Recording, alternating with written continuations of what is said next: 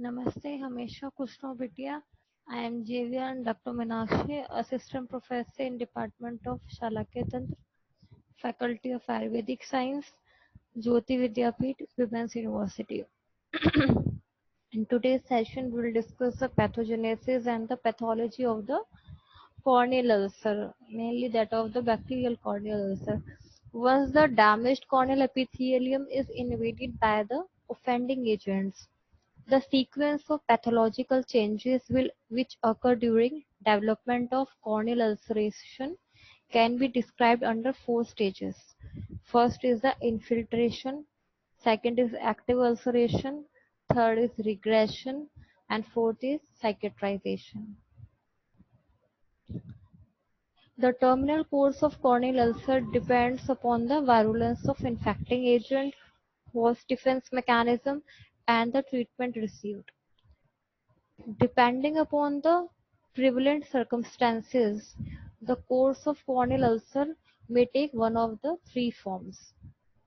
First, the ulcer may become localized and get healed. Second, the penetrate deep leading to corneal perforation. Third, spread fast in the whole cornea as sloughing corneal ulcer. The salient pathological features of these are as under. First, the pathology of localized corneal ulcer. In case of localized corneal ulcer, there will be four stages. First is the infiltration, the stage of progressive infiltration. It is characterized by the infiltration of polymorphonuclear or lymphocytes into the epithelium from the peripheral circulation, supplemented by similar cells from underlying stroma if this tissue is also affected. Subsequently, necrosis of the involved tissue may occur depending upon the virulence of offending agent and the strength of host defense mechanism. So the second stage is the stage of active ulceration. Active ulceration results from the necrosis and sloughing of the epithelium, Bowman's membrane, and the involved stroma. The walls of the active ulcer project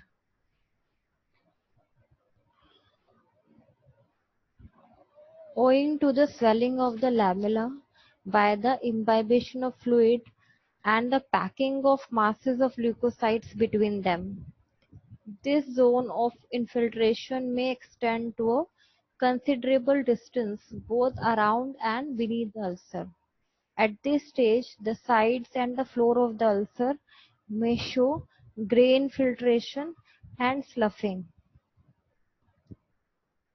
So here this image, there is in A there is stage of progressive infiltration and the depth of the cornea whereas in the surrounding the cornea. Then second is the stage of active ulceration where you can see the discontinuity of the epithelium, Bowman's membrane and the underlying stroma. In this second stage,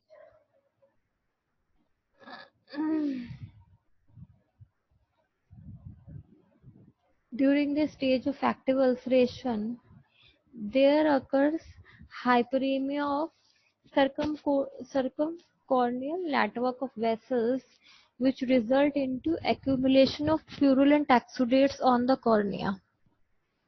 There also occurs vascular congestion of the iris and ciliary body and some degree of iritis due to absorption of toxins from the ulcer. Exudation into the anterior chamber from the vessels of iris and ciliary body may lead to formation of hypopyon. We'll discuss the hypopyon in a separate session.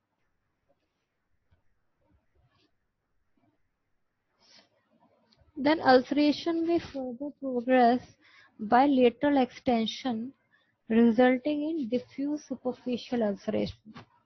or it may progress by deeper penetration of the infection, leading to the desmetocele formation and possible corneal perforation. When the offending organism is highly virulent and/or host defense mechanism is jeopardized, there occurs a deep penetration during the stage of active ulceration. Then third stage is the stage of regression. Regression is induced by the natural host defense mechanisms, which is called the humoral antibody production and cellular immune defenses, and the treatment which augments the normal host response. A line of demarcation develops around the ulcer, which consists of leukocytes that neutralize and eventually phagocytose the offending organisms and necrotic cellular debris. The digestion of the necrotic material may result in initial enlargement of the ulcer. This process may be accompanied by superficial vascularization that increases the humoral and cellular immune response. The ulcer now begins to heal and epithelium starts growing over the edges.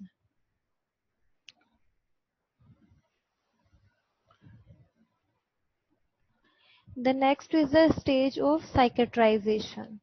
In this stage, the healing continues by progressive epithelialization, which forms a permanent covering. Beneath the epithelium, fibrous tissues is laid down, partly by the corneal fibroblast and partly by the endothelial cells of the new vessels.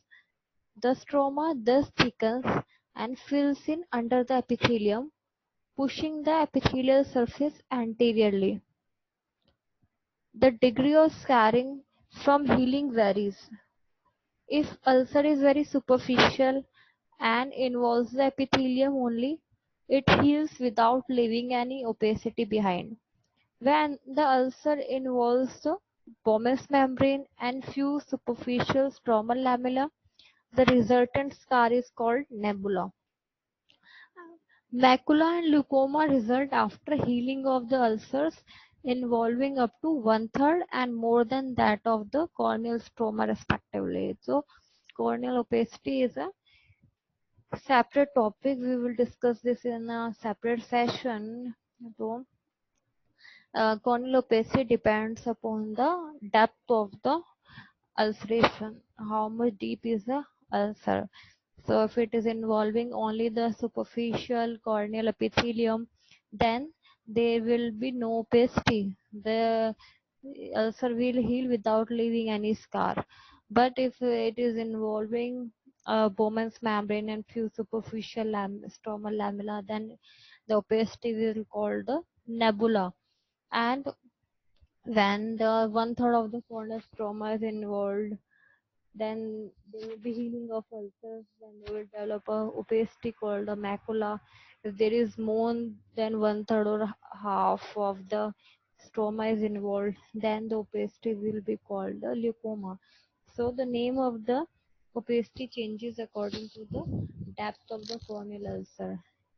So in this session we have discussed the four stages of the pathology of the corneal ulcer. There was first stage, the stage of progressive infiltration, where all the lymphocytes, polynuclear cells, they are uh, infiltrated in the corneal epithelium. Then in the B stage, there is the stage of active ulceration. It has gone deep and also spread around the infiltration.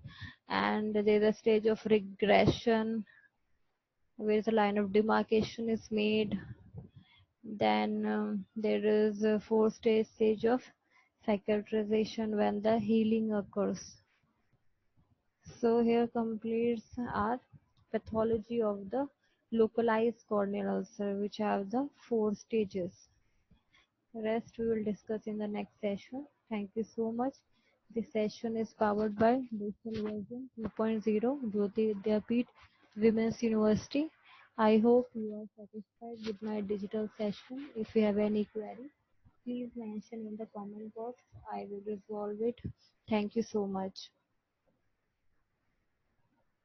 Doctor, which is the one third of the total refractive power of the eye. Sorry, it is a three-fourths of the total refractive power of eye. That is, the total refractive power of eye is 60 diopter, and that of cornea is 45 diopter. Then the histology, there are 6 layers: anterior epithelium, Bowman's membrane, central stroma, Dua's layer, Descemet's membrane, endothelium. You can see in this image the epithelium, Bowman's layer, stroma, Dua's layer, Descemet's layer, and endothelium. First, the epithelium. The cornea epithelium is stratified, squamous, and non-keratinized. It is continuous with conjunctival epithelium at limbus, but having no goblet cells.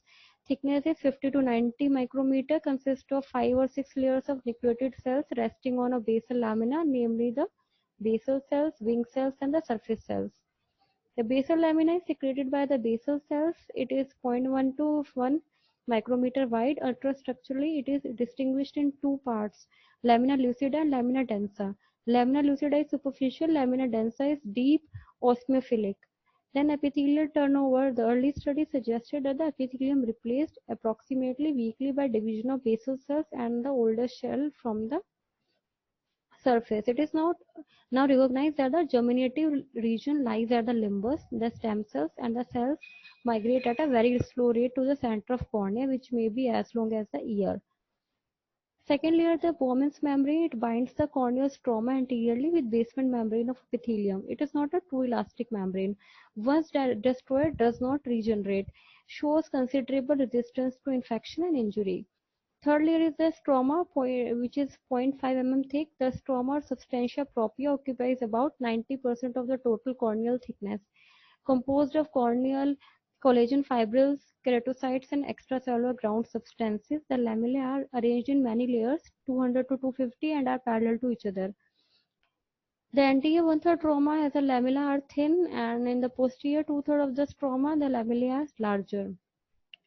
Next layer is the Dua's layer, which was discovered by Dr. Harminder Singh Dua at the University of Nottingham in 2013. It is the fourth layer, which is 15 microns thick. It is a strong layer and impervious to air. Fifth layer is the Descemet's membrane. It is a strong homogeneous layer. It is a basement membrane of endothelium made up of the collagen and glycoproteins. It is elastic. It can regenerate. It has a resistance to chemical agents, infection, and pathological processes. The peripheral rim of Descemet's membrane is the internal landmark of the corneal limbus, and also it is the anterior limit of the trabecular measure, which is called the Schwalbe's line. Then the last layer is the endothelium. Corneal endothelium is a simple squamous epithelium. Endothelial cells are hexagonal, which forms a continuous mosaic pattern, best seen in specular microscopy. Cell density at birth is 6,000 cells per micrometer square, and in young adults 2,500 to 3,000 cells per square millimeter. Sorry. The endothelial cells cannot divide or replicate. With aging, the cell density of the endothelium decreases, which is compensated by an increase in the cell size or shape.